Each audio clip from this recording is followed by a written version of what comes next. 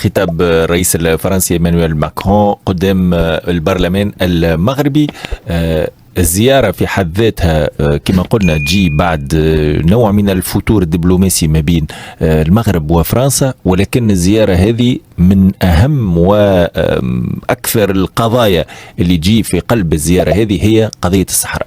بالضبط. دونك جدد الرئيس ماكرون موقف بلاده الداعم لسيادة المغرب على الصحراء وين قال انه حاضر ومستقبل المنطقة هذه يندرجوا في اطار السيادة المغربية. هذا الموقف يجي لطي صفحات الخلاف ما بيناتهم الزوز، لكنه يفتح تساؤلات كبيرة حول التداعيات المحتملة على العلاقات الفرنسية والجزائرية، خاصة انه الجزائر عندها مدة كبيرة تقول راني بخصوص ملف الصحراء هذا لا جدل فيه، وحتى كانت جبدت سحبة السفير متاعها من باريس بعد تصريحات مماثلة لإيمانويل ماكرون. لكن التصريح هذا خلينا نقولوا تصريح رسمي في برلمان مغربي، فنظن هي الجزائر ما زالت ما خرجت حتى موقف لحد اللحظة هذه، لكن نظن انه معناها في الساعات القادمه الجزائر باش تخرج موقف باش يكون كيف موقف قوي برشا. بخصوص الموضوع هذا خلينا نقولوا زاد فما شبه أزمة دبلوماسية بين تونس والمغرب عقب استقبال الرئيس التونسي قيس سعيد زعيم جبهة البوليساريو الانفصالية إبراهيم غالي. هو نفس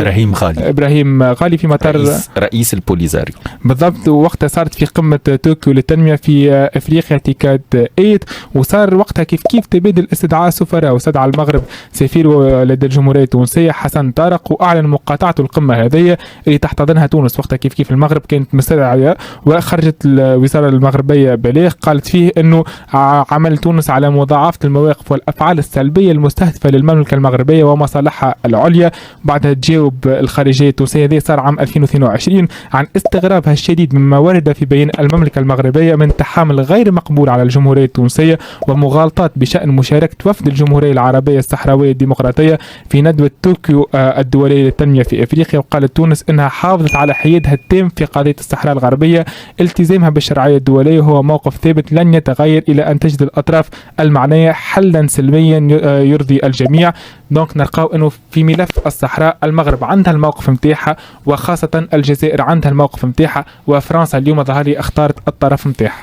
بالنسبة لزيارة ماكرون إلى المغرب هي زيارة استراتيجية أكثر منها محاصرة الجزائر. ونعطيك يكون معك واضح لأنه فما خلاف كبير حول موضوع الصحراء الغربية بين الجزائر والمغرب، وباعتبار الجزائر تخلت نهائيا معناها على التحالف مع فرنسا منذ مدة ماهوش جديد هذا التحالف، لكن اليوم نشوف أنه فرنسا باش تعمل خطوة استباقية في الاتجاه هذا، لأن هي تناور بالملف اللي مالوريزمون حطوه لتفرقة الدول المغاربية والدول العربية من بينها ملف الصحراء الغربية اللي أوكا كارتا اليوم تلعب بها كل الدول الغربية من أجل تكريس هالفرقة هذه بين الدول.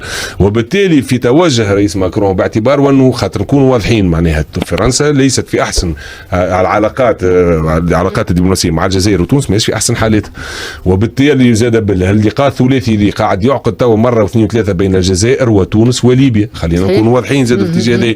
فما على المستوى المغاربي فما قاعد ينمو تحالف جديد أو علاقات قاعدة تقوى أكثر ماهوش تحالف بين تونس والجزائر وليبيا. وبالتالي هنا فرنسا تعتبر وانه في اعتبار علاقاتها خسرت الثلاثه دول هذه نحكي على المنطقه الجيو استراتيجي لو نتحدث. وبالتالي اليوم زي ما توجه تلقى ارض مع موت قدم، مع العلم وانه المغرب عندها توجه كبير للسياسة الإفريقية ومتواجدة على مستوى إفريقي معناها بصفة كبيرة على المستوى الاقتصادي والمالي وخاصة على البنوك. وبالتالي إذا فرنسا تحب تعود ترجع لإفريقيا بعد ما خسرت مستعمراتها في جنوب الصحراء كما مالي وبوركينا فاسو، سألدوا باسي أترافير لو ماروك أون رونفورسون معناها علاقاتها مع المغرب. وبالتالي علاقاتها الاقتصادية والشركات الفرنسية تقوي البنوك المغربية والاقتصاد المغربي في مقابل المرور عبر الأسواق معناها المرور الى الاسواق الافريقيه عبر المغرب وعبر معناها كما نقولوا التحالف بين الشركات الفرنسيه والشركات المغربيه.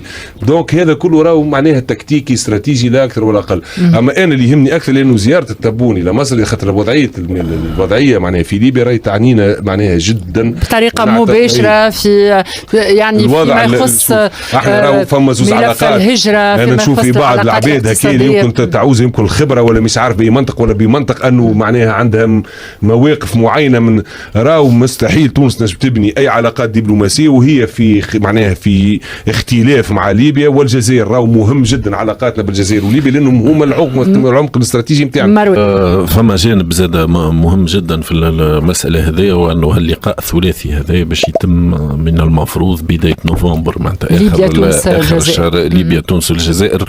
ومن من العرف الدبلوماسي وفما حتى شكون يقول من نوع من اللياقه الدبلوماسيه، وانه يتم يعني احاطه الرئيس المصري علما بمستجدات المساله، وانه ما يكونش فما نوع من الاكسكلوزيون معناها ما تراو مازلنا وخيان وهذا ما يعنيش. هي سي اون فيزيت دو ترافاي دو فراترنيتي هكا يسميوها. وهذا يطرح معناتها تطرح فيها عدد من المسائل اللي ايضا يهم مصر جدا في المساله هذه. المساله الطاقيه ايضا معناتها الجزائر ديما تقعد من المزودين المهمين البوتنسيال، ومصر عندها مشاكل نتاع الطاقه في المساله هذه. من ناحيه اخرى من ناحيه زياره ماكرون للمغرب اللي هي معناتها يقولوا بور سيلي لا ريكونسيلياسيون، معناتها اغلب الصحف هذا شنو يقولوا كيفاش يقراوا المساله هذه. ف بعد بطبيعه الحال هذا باش يعمق الفروق مع الجزائر في واحده من المناطق الجغرافيه الاستراتيجيه المهمه واللي هي شمال افريقيا. وسننتظر يعني ما ستؤول اليه هذه اللقاءات، خاصه في علاقه بالساغا اوكسيدونتال، وشنو اللي باش يبنيوه مع بعضهم المغاربه والفرنسيين. تحديث وزاره الخارجيه الفرنسيه لخريطه المغرب. نعم حكيم، هذه خطوه منطقيه عقلانيه لانها تعكس المقاربه الجديده للرئيس الفرنسي ايمانويل ماكرون عندما قدم دعما واضحا لمغربيه الصحراء واعترف بمغربيه الصحراء.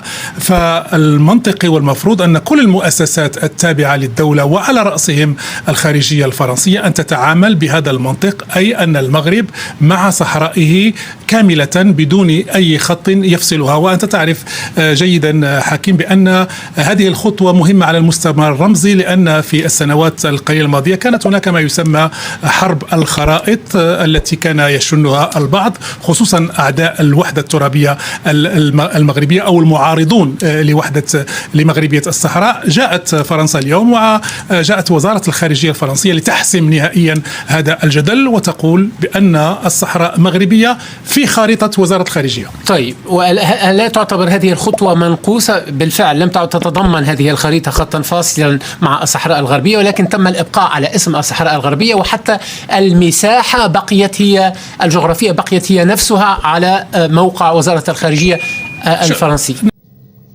مرحبا اصدقائي، وصلنا لنهايه الفيديو. كنتمنى تكونوا استمتعتوا بالموضوع ديال الحلقه ديال اليوم. الى عجبتكم القناه ديالنا اصدقائي ما تبخلوش علينا بلايك وبكومونتير وكذلك بالاشتراك وتفعيل زر الجرس لتصلكم دائما الجديد ديال قناتنا وقناتكم اكستريم تي في سبورت. احبك في الله، الى الملتقى.